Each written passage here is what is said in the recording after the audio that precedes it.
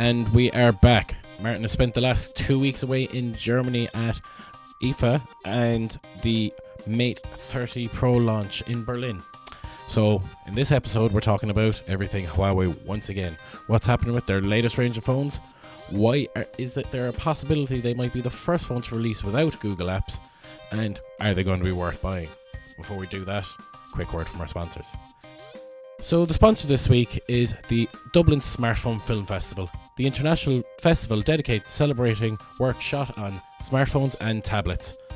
No longer is expensive technology the barrier to creativity. If you have a movie and you want to share it with the world, enter to the Smartphone Film Festival. The submissions for this year's festival in January are open now, so just find the link on our page, upload your video and see if you might be able to win something. Until then, it's time to talk Huawei.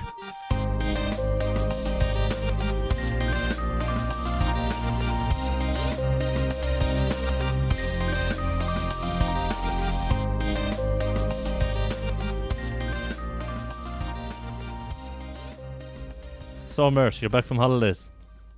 Back from holidays, back from off gallivanting there a couple of weeks in a row. It's great. Mm-hmm.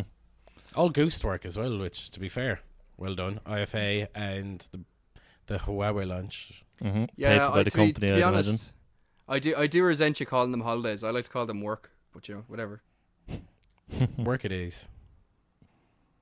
So, what did you get up to over there, Mert? So yeah, couple of trips. I guess there was what did we have? We had IFA. That was just kind of generally checking out all the latest tech on the market and kind of stuff like that. There was also a Huawei launch of their new processor, the Kirin 980 chip, I think it's called. Jesus, I haven't actually even looked up that much. I think it's called the 980. Then 990. Last week, 990 is it? Sorry, Huawei. Yeah. So and then that chip is what's powering the Huawei Mate 30 Pro, the new Mate 30 series. So that was fun as well. I got to get hands-on with one of the world's first phones to launch without Google Apps, or looks like it's going to launch without Google Apps. So that's an exciting time. Okay. But the phone itself, to be honest, I've got to stop myself there because that's what everybody's saying is the headline about that phone. It's a cracking phone on its own, and it looks like there's going to be workarounds for that Google issue, but yeah, I guess we're going to chat a little bit about that probably.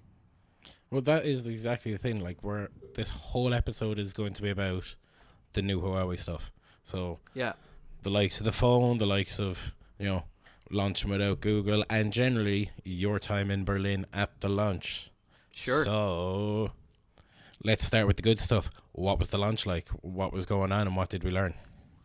So yeah, the new Huawei phone. I guess if you kind of break Huawei down into two categories, you have the P series, which I think a lot of us have at the minute, the P30 Pro.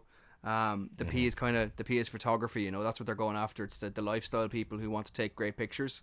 Then in Berlin or in Munich last week, it was actually the launch of the new Mate series. So the Mate is kind of a little bit more businessy, but the phones are a little bit more slim. They're really, really nice phones. I actually think they're a little bit nicer to hold. So they're actually, funny enough, I think the better designed phone is actually the one for business people, and they won't sacrifice anything for design, whereas the P series might give up a little bit of design to have a better camera. And it makes sense with the periscope lens on the P30 Pro. You needed a lot of space in the body. But so we got hands on with the. It was pretty hectic. The phones had just landed in. There was only 30 flashed for Europe, so there was a bit of scrapping going on in the media area about who got hands on.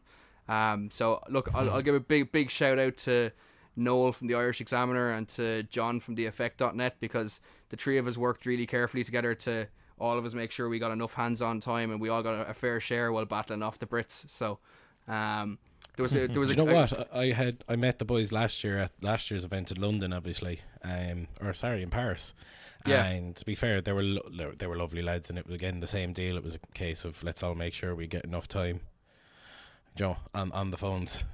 So yeah, exactly, because like there was two Germans giving out to each other and two Brits threatening to pull the head off each other. So it's nice to see all the Irish lads working together. But in terms of the that seems like the normal now. yeah, it's a standard, isn't it? I guess though, yeah, all in all, like we got a little bit of time hands on with the phone. It's a really nice piece of kit. Like the Horizon screen, as they're calling it, is kind of like, the folding screen around the edge. It's nothing quite like the Xiaomi Mi Mix Alpha that launched today, but it's a nice phone. Like, they have lots of clever tech in there, like, you know, because one of my biggest fears was having this wraparound screen, is that my fat hands will keep on giving accidental touches to the screen, because that happens even now with a phone that doesn't have much of a curve on it. But they actually have some very smart software built in that detects palm touches and ignores them. One thing blew my mind is they've killed the volume button. Like, there's no hard physical volume button anymore. You tap on the curved screen and then a volume slider appears up on the screen, and because of that kind of tech as well, you can move around a shutter button for taking pictures. So there's some clever little designs in there. Like, it's not the photography series, but like that little inclusion is fantastic. Now, I guess, well, it means that they can move shit around to make just a better fit for your hand in general, isn't it? Exactly, because I think a lot of people felt like that the Mate 20 Pro was a big boys phone with lads with big hands, even though my better half actually uses it. And the other day I was threatening her to take the Mate 20 Pro back off her and give her the P30 Pro, and she wasn't happy at all. She absolutely loves it. But the Mate 30 Pro might be just that little bit more comfortable in your hand with the design and stuff like that. I agree with you in the design. I actually quite like the kind of like camera setup on the back of the Mate 30 then over the P30 Pro. But as you said yourself, like, you know, like the P30 Pro, they had to sacrifice a bit of aesthetics for the actual camera software in it. But in terms of the curved screen in it, from the looks of it, from what I could see that you put up online and what I've seen online myself, is the curve a bit more kind of like prominent than on the P30 Pro, or are they fairly similar? No, it's way more prominent. Like, I'm just taking my P30 Pro out of its case here now. Like, there's an exact number from the presentation that Huawei gave, but like, it goes down, it's maybe a good millimeter further. Like, it's really right down onto the edge of the screen. Like, it really does pour right off the edge. So like, they've had to have really carefully designed cases and really carefully designed software to ignore those accidental touches and stuff. Like, there's a lot of thinking goes into making a curved screen like that, but it is obviously, it's designed just to look that little bit more elegant, that little bit more professional, and that bit more businessy kind of. It's a cool phone to pull out in a meeting, you know. That's kind of what the Mate series needs to do. But here's the thing. I find it actually very funny that you were saying you saw a slide during their presentation or whatever. They talk so much shit at those presentations. You know, I was watching the Apple one, obviously, last week, and then I was watching this one. I was like, you can't believe half of the... Well, it's not you can't believe, but, you know, they make it out that these things are the best things since sliced pen. Yeah. And what was it? The Apple Watch now has a compass. That just summed it all up for me. Yeah, definitely. Like, and what I love about these things is they're getting so sassy now as well. Like at the Huawei launch, they were literally calling out Samsung for not having a night mode on the Note, and like, it was like they showed a picture of pure darkness and said, this is a picture taken at night on the Note, and then this is it on the Huawei, and it's like practically a daylight picture. But I thought what was really interesting was at the iPhone launch, they actually compared like for like with Samsung and all the other people on the market. Like, they compared, I think it was GPU, saying that the iPhone will be up to date for the next 2 or 3 years. That's, to the best of my memory, that is the first time Apple has called out a competitor in one of their keynotes. It is, at least for iPhone. Like, yeah, because most of the time what Apple tend to do is it kind of tend to be like, where our phones are like a lot more powerful than our competitors. They'll make a point to like not name names. They'll just say competitors or our closest competitor. Yeah. But this year, you're right. They name checked. Yeah. Which is a thing, like, you know, like a few years ago that wasn't really a big thing. Like, you know, it was always your competitor. No, this but your competitor. do you know what it was? But like, now they're actually like, it was the smaller brands taking shots but it at was the bigger lads and actually getting great marketing off it, because you had OnePlus who call themselves the giant killers, and they've been calling out people since day one. You had Samsung with their ads, you know, day after the Apple launches, intentionally waiting just to go, well, Apple's a pile of shit. You've had a Huawei calling them all out for the last 2 years, and Apple are sitting there now looking like the kid who's just been punched one too many times in the corner, going, and now they're up to fight back.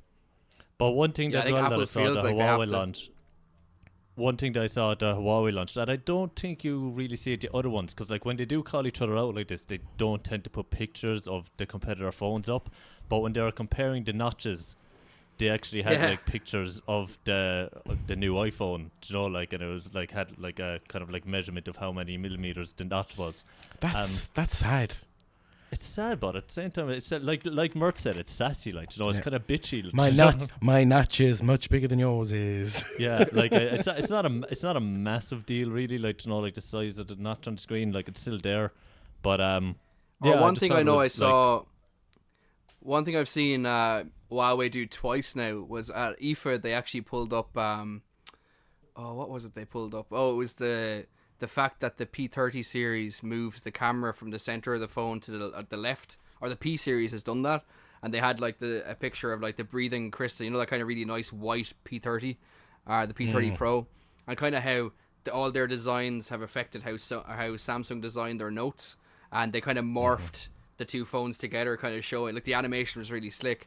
But they did the same thing then in Munich for the Mate 30 launch, where they actually showed how they used to have, like, the Mate 20 series had the kind of 4 lens camera array on the rear, and then that's exactly what Apple used. Like, you know, they went to having the 4 cameras in the corner, and now Huawei has basically, I wouldn't say completely originally, moved their cameras to the center, because it looks exactly like a Nokia Lumia 1020. Yeah, but it's a nice circular design more than hobby. Yeah, and like, you know, the whole phone, it really does kind of center around that camera array. Like, you know, for photography, it's going to be a great camera. Like, the pictures are really slick. The bokeh effect, or bokeh effect, whatever you call it, that looks really cool. Like, gets a lot of detail. Like the cutoff between what the foreground is and the background in terms of what gets blurred is incredible. Like, it was picking up bits of fluff on my shirt and not blurring them, which I thought was remarkable. Yeah. But then, and that picture's actually up on our Instagram page now, isn't it? Where it shows all the little fine little grey strands in your beard that are coming through. Yeah, and plenty of ginger in there as well. Yeah. Yeah. Just to remind you, you're getting old, you know. But yeah, so I think, but beyond the photography, they're really going after video. Like, you know, from the launch in Berlin, we could see that there's the onboard video editing is going to be remarkable if it works as well as they've shown it to be. Unfortunately, the video editing alone on the P30 Pro is like pretty amazing as well. Like, some of the edits that you can make at it are class. Yeah, and like, you know, the demo video they had in Berlin was showing like you wouldn't need a green screen anymore. You could basically record people, cut them into individual kind of scenes, and then make one guy bigger, another person smaller, one guy go back, one to the front. Like, the editing power would be remarkable. Now, what I found interesting was in Munich, when we actually got hands-on, we couldn't find that edit ability, so it might be a post-launch release or something like that. I'm not too sure. But yeah, look, really interested. I found really interesting about the launch. I was looking at it and about the color range and just the new body. What was this about the vegan leather edition? Like, yeah, so I think this is a rather telling of what's going on with Huawei at the minute, because if you kind of look at what they're doing, they're trying to make their phone appeal to markets that they might not have ever tapped into before. So like, now if you're a vegan and you're looking to buy a new phone, there's something for you. There's something specifically out there for you. So yeah, I think it's a really, it's a bit more eco. Yeah, like it's ethical, maybe? I guess, but it's look, it's not something that necessarily I am into or anything like that. God knows I love a steak, but like at the same time, I know there's a lot of people out there that are vegan and that are actually really interested in that, and I think it just gives them something to be really. It lets them appeal to a new market, and I think that's the big thing for Huawei right now. They can be you can buy a phone and you can go. It gives you that thing of, you know, you have a lot of people going more plant-based, and they can go, I've even gone and bought the phone with the vegan leather. Exactly. So yeah. So yeah. Like, look, Huawei could have released a phone that was just leather. Like, you know, they I think they actually did that with the their special Porsche design model of the Mate 30 Pro. Yes. It's got all full leather on it, but like then, you know, the flip side is if you do want something that's a bit more ethical towards your own beliefs, something like that. And I think what it is, it's like I said, it's Huawei trying to, because with everything going on, obviously it looks like consumer confidence is taking a bit of a hit. So I think it's Huawei trying to kind of get themselves into more niches rather than just creating a phone. It's like, all right, well, let's create a phone that certain people will actually go out and buy because of just this. It's probably an experiment on their behalf. So, of course, but then even the other color is black, cosmic purple. I love the way they name colors. Let me reel this off. So we have black, which I'm sure is going to be renamed like Sapphire Night or some shit like that. We have that's a great name. Thank you. Cosmic purple, emerald green, which probably won't come to Ireland, which is such a shame. I know, such a and missed trick. Space silver. Space silver, yeah. Yeah, especially with the Rugby World Cup on. You'd think these fellas would drop that emerald green thing here Yeah. like a hot snot.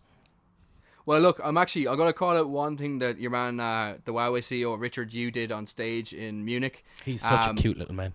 While they were demoing the watch, they had a thing where the watch said back to him, was like, "Oh, hi, Richard, how's the talk going?" And he didn't respond. He could have said, "Oh, we still have to wait and see," or something. But he just moved on. It was like, "Oh, you just missed one of the best comic moments ever, Richard. Come on." Yeah. Brilliant. And is that 4? The watch, is it 4 generation? GT, isn't it? So it's their second non-Android watch. So I actually have strangely had all 4 watches. I only realized that today. So I bought the Huawei Watch 1, which was gorgeous. I actually fell in love with it. The Huawei Watch 2, not going to lie, that was one of the biggest letdowns. I got it because I wanted Google Pay. Turned out KBC actually didn't support it, so I couldn't use it. It was not KBC's fault. Google didn't support Wear OS Pay in Ireland at all. And then that whole watch, I didn't like it. The screen was too small. Everything about it I didn't really like too much. And then I got the Huawei Watch GT1, which Huawei sent me over to try out. Really liked it. Like, if you're a fitness fanatic, it's a must-have. And then the new one, the Huawei Watch GT2, which I'm currently reviewing. That's the new one that we got in Munich. I'm mad to get that. It's slick. It's really slick. So I actually got it with the brown genuine leather strap as well, so it's a bit more businessy and professional looking. It does have Light OS, so you don't have Wear OS, but it is all based on Huawei's own system. It's got that new Kirin A1 chip that they released at IFA in Berlin as well. That's the same one. It's going to power their new headphones. A lot more of them, I think, need to get Wear OS because you're missing a trick there, not having the pay features there. Yeah, like, see, the funny thing is, I thought the same. I actually didn't really like, even though I actually bought the Huawei Watch 2 just for that reason, I felt like a bit of a bellend tapping my watch off card machines. I think that was the line for me. No, it wouldn't be the line for me at all. Yeah. Like, you know me and my watches, I like my watches. And just the idea of Joe being able to leave the phone in the car or whatever when I'm running in. I don't even just go in, scan the watch, pay for my petrol, get out of there. Boom. Feel like James Bond, slick as fuck. Speaking of that level of convenience, like, so remember I was saying to you tonight, I wasn't sure if I was going to make it or not because I was getting late getting back. Mm-hmm. We went for a run, and the really cool thing about the watch is, so it's got a fitness trainer built into it. So it coaches you through your running and all the rest of it, but also you can connect your Bluetooth directly to the watch. You can store music on the watch. So I literally left my phone in the car, and you go for a run. You don't need anything else on you. So, it's always annoying. A little back pocket for my key. That's all I need. And then the watch does everything else. So that's just a nice little feature that's on it. It's waterproof. It's got its own built-in GPS, all that kind of good stuff. And it's actually got a speaker. You can take calls on it. Yeah, no, that was my biggest problem with I have the Samsung one, and that was my biggest problem. Like, Joe, I can control Spotify off it. Yeah, you can't even do that on this. Yeah, but you can save your music on it, so fuck that. Yeah, but you have to actually have the tracks. You can't save your Spotify music to it, so that's the only thing. You have to go and download your music, like old school. Oh, really? Oh, God, that is old school. I actually had an MP3 watch back in the day before smartphones was even a thing. Like, and at the time, I was like, this is so cool. Obviously, I had to connect a set of headphones to it, but at the time, it was like... You had to plug your earphones into the watch. How but in this day and age, I mean, badass. like in this day and age, I don't know. I don't think it's a big deal. Like, if you have a gym or a workout playlist, like, like, you only have to download that playlist. Like, generally, if you're working out or whatever, you're listening to the same playlist. You're the best. All the time, like, the best. So I don't think it wouldn't be a massive. Basically anything from Rocky. Yeah, the Rocky soundtrack. But with the Apple Watch, are you able to? Can you download your Spotify onto it? Yeah, you can. I'm pretty sure you can download Spotify app, or you can download your Spotify playlist onto the Apple Watch. I'm 99% sure you can. I'd be surprised if it didn't have that integration. And at the very least, you'd be able to use Apple Music. Oh, incredible! Like, it's so funny. I didn't even think of calling that out as a great feature because you forget about it. Like, I got this last week. I haven't charged it yet. And it only came with about 60% battery. Ridiculous. And it's fully charged again in an hour. Yeah, exactly. Like that's the thing. You forget about them. Like like it takes an hour to get back up to fully charged. I got this. What day was it? Last Thursday. And currently it's pretty close to it's 5% now. Do you know what's actually mad, right? On the watch thing, I was at a wedding very recently, and most of the lads there, they're used to wearing their Apple Watches now. Yeah. And obviously their Apple Watch looks a bit gammy with a suit, so they all went back to wearing a normal watch for the day. Of the 10 of them, only one had a fucking battery in their watch because they got so used to just throwing the watch on the charging plate and was that they had all forgotten to put actual batteries into their watches, so they were at a wedding. It was like, what time is it? 3, 5, 10:30, all over the joint. Well, actually, just speaking about Apple Watch, though, I do have to call out. Did you see that story during the week about the cyclist? No. Oh, did he? I think so, but I didn't read into it. Go on, so go ahead there. This is crazy. So this kind of off-road cyclist guy was out in the middle of nowhere doing his thing, like flying 30 kilometers an hour, 40 kilometers an hour across all these hills and bumps and ridges in the back arse of nowhere. And I'm not sure what country he's from, but now I also caveat this was on Reddit, so take it with a pinch of salt. I'm pretty sure it's true. But he was out and he actually came off the bike at high speed, went over the handlebars, knocked himself out, and he was in a bad way. But he was wearing an Apple Watch, and the Apple Watch actually notified medics or the paramedics of where he was, called the emergency services, let them know where he would be, called his next of kin to let them know that he's been in a fall, there's emergency services on the way and all. But the watch was able to detect all of this and actually not just detect it, but actually do something about it. He woke up in an ambulance already on the way. He was on his own, nobody near him. He woke up in an ambulance because of his watch. Yeah.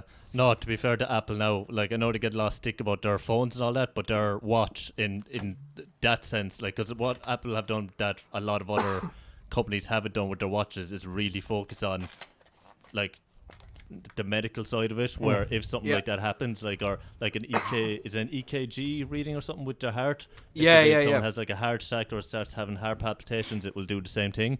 In terms of that kind of technology, Apple are way ahead of the curve against their competitors. That kind of technology is just that story itself, like, it literally is like, could be life-saving and probably has been in a lot of instances. Sure, did you both watch the Apple event? Where they had that cheesy montage cool of all the people. Yeah, it was cheesy now, like, and like, I doubt there's literally like 10,000 people a day that are being saved by Apple Watches. It was a montage, wasn't it? Yeah, a montage. That's what it was. But no, like, I think that Apple Watches are definitely, like, if you have like a, I don't know, elderly parent or aunt or uncle or whatever like that, like, who was like or fall detection or like has heart problems or something like that, Apple Watch is definitely the one that you would want to be getting them. But how compatible is it, I wonder, with like Irish emergency services? Do you think that it would be still set up in the same? No. This is always the thing. You never know. Like, I'd love to actually read more into that. Like, what actually happened? Did it do this? Like, remember Google Duplex, the creepy assistant that called the restaurant? Mm-hmm. Did it do something like that, or is it purely an Apple system that got flagged to a medics team? Or, but yeah, I think it's cool to even, like, I often think that even if this story wasn't true, I don't think it's very far away from being possible. Even if it's even that this is completely believable now, is really interesting. And to be honest with you, I could totally see that this actually happened. So, but look, I would believe it. Like, look, I think what's happened is phones have kind of gotten not sexy, largely. Like, I will admit that Xiaomi phone that launched today was ridiculous, but the Alpha, like, generally speaking, I think companies, like you said, Dean, they are starting to turn to wearables now, and kind of like even see Huawei are bringing out more. Huawei's the new FreeBuds, the new AirPod killers. Jesus, they look absolutely incredible. Yeah, they do. And we hopefully be getting kind of hands on with them in the next couple of weeks as well. Like, they're could be a big shout for Christmas this year. They're a little bit cheaper than AirPods, but they potentially could be better. So I don't know. But maybe that's what companies are doing now. They're kind of saying, all right, the phone market's a little bit saturated. What else can we do? And I think Apple, like we said, they're a little bit behind in the phones in terms of camera technology and all the rest of it. I think they are ahead in the wearables. Like, the Apple Watch is impressive. Yeah, and as you said, the AirPods, like the amount of companies doing them now, it's yeah. I think you're onto something there. Because we were saying last year was the best year for smartphones. Oh yeah, we were saying last year was the best year for smartphones in a long, long time. But after that kind of innovation, but in that year of so much innovation, are they looking at it going, where the shit do we go from here? Right? Mm-hmm. What surrounds the phone? What's the peripherals that? Yeah, and maybe that's why Apple's been clever. You know, there's only so much now that all these other companies can do to blow minds. Like I think Huawei, including that like 700 or 7,000 and something frames per second slow mo in the Mate 30 Pro. That's outrageous. Like it's outrageous. It's absolutely stunning to look at. Like I remember when I shared that, I was so glad we got that clip because people really reacted to it. People were like, "Holy shit, what is this?" Like you think about the nearest phone is able to do 960 FPS, and this is doing over 7,000. But I think that's what it is. It's like they have to go and find like, well, what else can we push? What else can we do differently? Like Apple's not going to have that problem because for the next couple of years, Apple can go back and keep on catching up with Android and let Android try all this new technology. Apple have been quite like the more and more I see it, it frustrates me from the point of view I couldn't own an iPhone because they're just too far behind. But what they're doing is they're preserving the value for their existing customers. They're really carefully like negotiating the way through innovation so it doesn't devalue earlier phones and it keeps the old phones selling true while the new ones are coming out. They're actually quite clever in what they're doing. It's just not fun, that's all. Yeah, but that's what we're in. We do what we do. We like the fun. Exactly. But actually, to segue off of Apple and get back on track with the whole Huawei thing. Yeah. Let's talk about the obvious, elephant in the room and the Americans and the Google thing and the Huawei thing and the fact the kick in the googlies. The kick in the googlies. Couldn't have put it better myself. Yeah, so what's the crack with that? So did the Mate 30 Pro that you had, did it have stock Android on it? Merv? Yeah, so it's running Android 10. Yeah, so I think that's actually one of the first common mix-ups I've heard from quite a few people on this. A lot of people actually are thinking it's not going to have Android at all, but they have the open source version of Android. So it's Android 10, and they're also going to be running EMUI 10, which is Huawei's own kind of skin that sits on top of that. Same as the way Samsung have their own skin. All the manufacturers have it, except the likes of Google. But yeah, so it's going to be running Android 10, the same as most of the other phones on the market, and Huawei will release their own updates, security updates to EMUI 10. So yeah, it runs Android the same as all the rest of them. So the big difference is obviously if you go looking for a Google app like the Play Store, YouTube, Gmail, these kind of apps, they're not on there. Now, the thing is, I had kind of assumed that this was all going to be done and dusted and fixed by the time they go to launch. If there's a last minute kind of deadline day thing sorted, it can still be obviously fixed that when you get your new Mate 30 Pro, you install everything and you log in, it'll just download the Google apps quietly and install them. But yeah, if it'll just not, be like a software update and off you pop. Exactly, but we can't operate on that assumption. We have to operate on the assumption that what I saw in Munich is what's going to launch, and that means no Google apps. So, question on that. Because the obvious first question that people are going to ask is, what do you mean no Google apps? How am I supposed to get my apps? If I can't use the Play Store. Yeah, I did a bit of reading into this and did a bit of research. I actually have an article completely written up and ready to go, and at the last minute I came across a problem with it. So the first thing you need to do is, now this is all theoretical because I didn't have time to test this out in Munich, but the first thing you need to do is actually install Google Play Services, which is something that's not as easy to install, but once you install that, you can actually unlock installing the rest of the Google Play service or the Google Play world. So the whole thing here is that I can't imagine that if you give me the Mate 30 Pro tomorrow, I would not be able to get Google apps installed on it. I would be almost convinced I can. Because you think about it, we all install apps that we shouldn't really install. Like, I think most people have probably downloaded Showbox or Terrarium or something in the last couple of years, or like Mobdro. All these apps, we're not supposed to use them. Like, that's effectively what this is. It's side loading. You're installing an app from somewhere that's not the Play Store. It should be possible. Yep. I'm not going to rubber stamp it until I actually have a Mate 30 Pro in front of me and I'm installing these things and they're all working fine. One of my biggest fears was Google Pay. Like I said earlier, Google Pay is one of the things I use on a daily basis with my phone. Like I don't put a hand into the wallet at all anymore. It's always Google Pay. But one of my fears was that a rumor came out after the launch in Munich that that Huawei was going to unlock the bootloader, and that would allow people to install more things. It would make the phone less restricted. But the problem is, the Mate 20 Pro I had was a pre-launch development model, and that actually had the bootloader unlocked, and I could never install Google Pay on it because of that. Like, I would have had to send it back to Huawei to get the bootloader locked and then get them to send it back to me again. So that was one of the big things. If the bootloader was going to be unlocked, I was going to be really, really worried about it. It's since been confirmed that they're not going to unlock the bootloader, so that's one thing solved. Some articles are coming out. I see some people actually do have the Mate 30 Pro already. They have installed everything, including Google Pay, and it's working.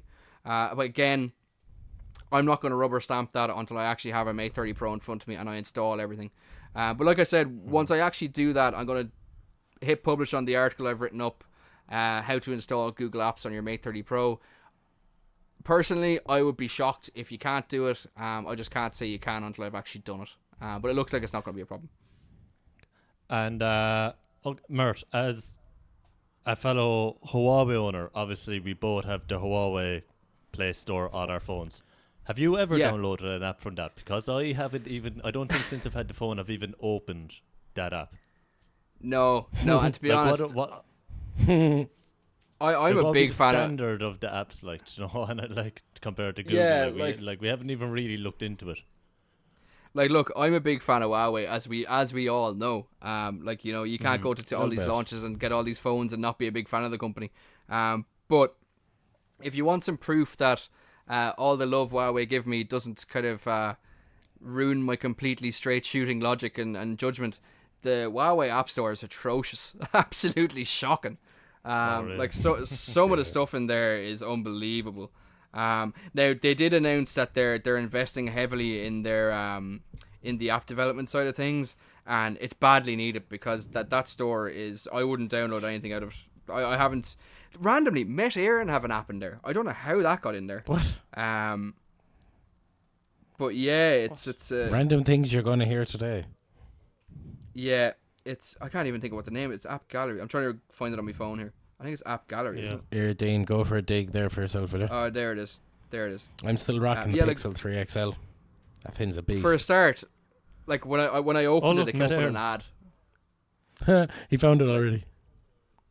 Like, you open the App Gallery and the first thing that happens is you get slapped in the face with an ad. Like, that's not cool. Yeah. Yeah, no. No, like, it has a few apps here now. You know, it's got AliExpress, there's Booking.com there. It's got the Facebook Messenger, WhatsApp, Ryanair. So, like, it does have a lot of the standard apps that you would find on. It's definitely not like honest, Netflix is there. It actually looks like it's been updated since the last time I was in here. Yeah, Amazon Shopping. So Mobjo Tips they have on it. So that just goes to show, like, you know, like how shit it is. Yeah. Oh no, I can only see Netflix Tips. I can't see actually Netflix. It's Netflix Tips. Yeah. They don't have sorry. No. Yeah. No, you're correct. Netflix Tips. But like, it's got Office Suite in it. So I mean, like, maybe, but it might be worth actually maybe having a dig around and see what you can actually get off it and what the quality of the apps actually are like. Because you know yourself, like, from using an iOS app and using the same app on Android, there will be subtle differences. It might work better on one operating system than another. But I can't imagine the Meta Aaron app is very highly structured and well designed. Well, no, like, to be honest, the idea here is it's not like they're building an app for a different platform. These are all Android apps. It's just a different way to get them. So they're asking, I guess they're asking companies to submit their apps to here as well as the Play Store. The thing is, the Play Store is quite hard to get into, whereas this looks like it's a little bit easier. They're kind of opening the floodgates so people see that, oh, look how many apps are in here. So hopefully that they kind of lock down the apps that go in there, because right now the quality is a bit meh, which doesn't fill me with confidence for downloading apps from there. Like, the first thing I would be trying to do when I get the Mate 30 Pro is downloading the Google Play Store and getting that working, and that's what I think everybody would probably try and do, because that app store isn't there yet. Now the thing is, you could look at the Huawei app gallery from a Chinese point of view and see that all the apps that people want are there, because that's where that market's been kind of going towards for a long time. So that's what the Chinese market will primarily use, this app gallery anyway. So now they're kind of shoehorning that into Europe because they need to. Like Weibo or whatever the hell in AliExpress and yeah. companies with massive share over there. But like, all in all, it seems like Huawei are just continuing doing what they've been doing for the last couple of years, which is knocking out a nice looking phone with a shit hot camera, some nice, little side touches, and then they're just arguing with America on the other side. Yeah, look, I think they're just from sitting through the launch day in Munich, they're being clever too. They're taking what I describe as the Facebook approach. So remember when Facebook was going through all their hardship and data issues and all that, they started focusing on, oh, look how we're helping the third world. And all of a sudden they start, just don't focus on the negatives, focus on all the positives. Because I think if you mention Huawei to people now, a lot of people will say negative things like, oh, Chinese government, they're spying on your phone, oh, you won't get Google apps. But then Huawei has kind of gone on the offensive in a different way, rather than trying to, like, you can't make sense of the situation, because even, I know this sounds terrible because I'm a massive Huawei fan, the whole situation with the US is an absolute shit show. It's ridiculous. Like, one of the best phones in the market is suffering because of it, and effectively what that means to me is consumers are going to suffer. But for me, like, the big thing here is that the Huawei phones are going to keep coming out, but what Huawei are doing to try and build confidence back up again is show what else they're doing. So just, what day is today? Tuesday. Just on Sunday there. So yesterday was actually National Day for the Deaf, or some National Deaf Day, or whatever it is. And on Sunday, Huawei actually released the latest edition of their Story Sign app. So they're kind of showing, like, look, we're investing in Europe, we're investing in charities in Europe, we're helping the deaf people of Ireland. It's not just Europe. Like, they actually released the latest video, you can check it out on Goosed.ie, of the latest family who have been helped by the Story Sign app, because deaf children really struggle to learn how to read because of the connection between the sounds they're making with syllables and the pictures or the words on a page. So deaf children really struggle to learn how to read. So what Story Sign does, it helps with that.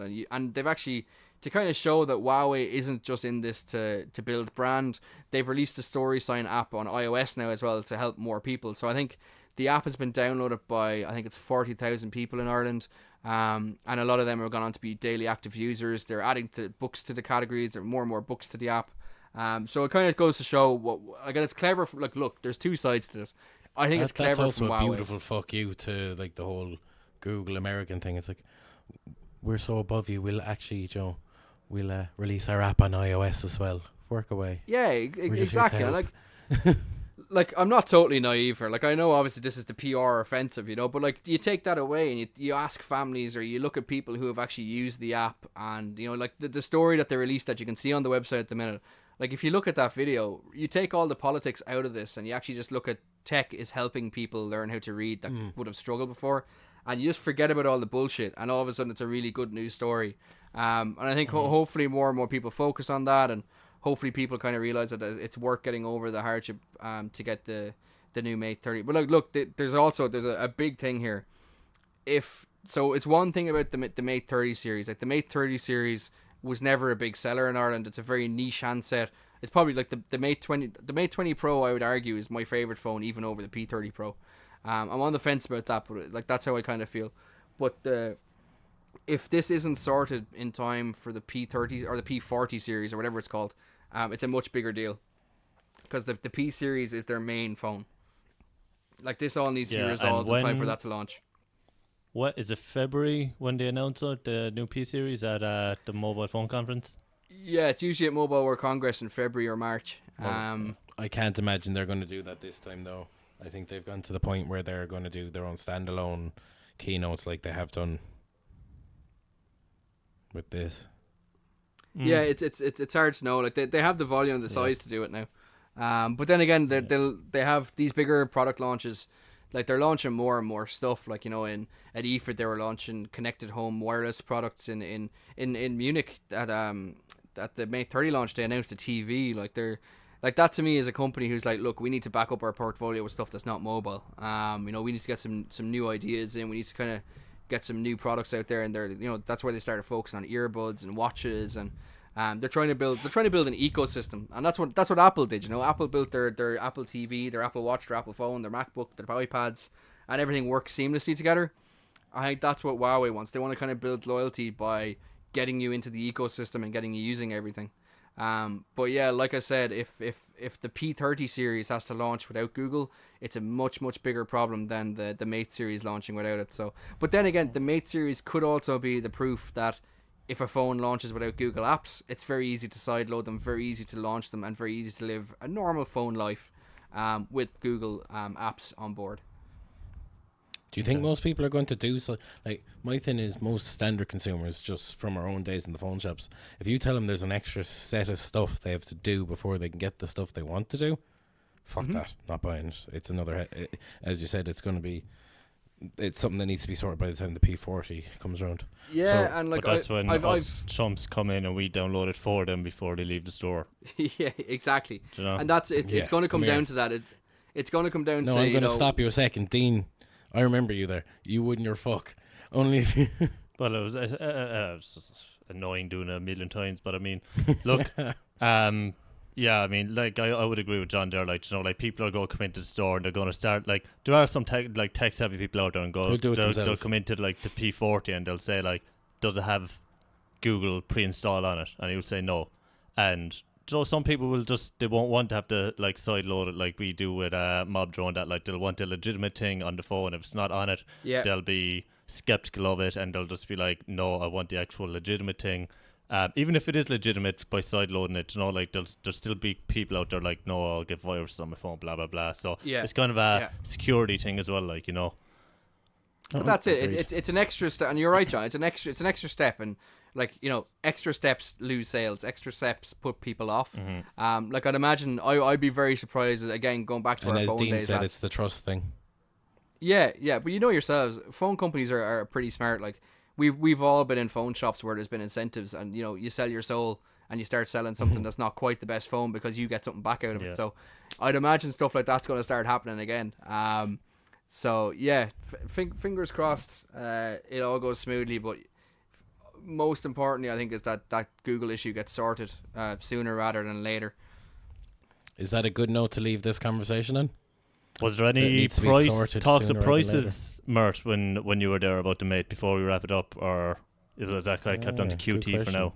Good question. Was there any surprises? Are you looking at it being cheaper than the P30 Pro, or are you in around the same price or more expensive, or? You were looking at the Mate series from last year. The prices were there. I think it was the one surprise that I personally thought was a surprise. Now I don't think many others did, but so they bigged up the Kirin chip and how it was the first 5G chip and all this kind of stuff.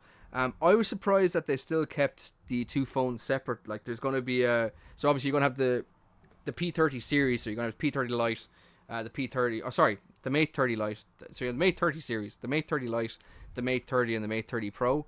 But there's actually going to be two variants of the Mate 30 Pro, and that's one of the things I found quite surprising. I thought they'd just say this is 5G ready and just leave the Mate 30 Pro there, because it's not like normally if you're looking at a 5G version of a phone, it's normally about 200 euros more, whereas this time I think it's about 100 euros more to get the 5G version of the Mate 30 Pro. So I was like, do you know what, for that 100 quid you could have probably just said, look, let's just make it the 5G and drop the 100 quid or something.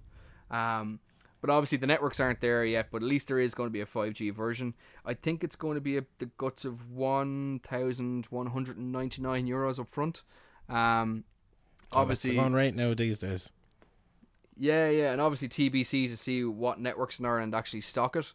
There's no word yet on who's going to have it or anything like that. So fingers crossed a couple of the networks pick it up, because other than that it's going to be practically like hen's teeth to get it over here. But the one thing I will say is that the utterings I heard while I was in Munich from some of the people at Huawei is that there will be Irish networks ranging it, that it will launch in the country. So they couldn't give me any specifics on that, but well, we see. bet your house on air. They've been selling a fair amount of their product range. I wouldn't bet the house on air though. Just from a gambling point of view, we do not condone this message. Don't bet your house on this. Don't bet your house ever. Just don't bet your house. So I feel like we pretty much covered everything. Yeah, Google and Huawei sort your shit out. Let us buy a nice phone, no problems. Everybody be happy, because we'll get your watches, we'll get your AirPods, and we're going to become Huawei people. Don't get this sorted, you're all fucked. Yeah. So Mate 30 Pro. When did it say it's going to be released? Did it say this side of Christmas? November-ish? Yeah, no, it'll be this side. I'd say it'll be mid to late October. I'd imagine what might actually be happening here is it could be that they're trying to buy themselves some more. So basically what I'm trying to say, there hasn't been a release date agreed yet. I think what might be happening is they're trying to buy themselves a little bit more time to see if they can strike a deal to launch with Google Apps. So that's why it looks like they're not committing to an app. But fingers crossed that gets resolved. But if not, yeah, it looks like I'd say late October, early November, we should have that phone. And it should hopefully be in my hands in the next 3 to 4 weeks maybe. And I'll be starting to get those tests done around getting the Google Apps installed and actually showing hopefully how easy it is. And you'll be able to get a hands-on review then over at Goosed.ie. Exactamundo. So you can already check out the so there's a video on YouTube which you can actually view through if you go to Goosed.ie / Mate 30 Pro specs. There's a video there where I've kind of already introduced the phone, gone through first impressions of it, that kind of stuff, looked at some of the key specs on it. So yeah, if you can't wait that long, go over and check that out already. But yeah, do also subscribe to the YouTube channel, all that good stuff, and we can get you a hands-on review ASAP. We should be one of the first places in Ireland to have it. And on that YouTube, all episodes of the podcast are now being uploaded there, so definitely subscribe to that channel. And if you don't get the podcast there, you can get it through Spotify, Acast, Apple, Google Podcast, basically anywhere that you can find a podcast. Search the Goosed Podcast, give us a listen, give us an overview, give us the 5 stars, help us get up the rankings, and it'll all be sound. We'll just keep making nice reviews about things. Nice. And on that, I think it's time to say good night. Good morning. Good afternoon. God bless. Goodbye. All right. Cheers, Mark. Be good, man. Talk to you in a while, brother. Cheers, boys.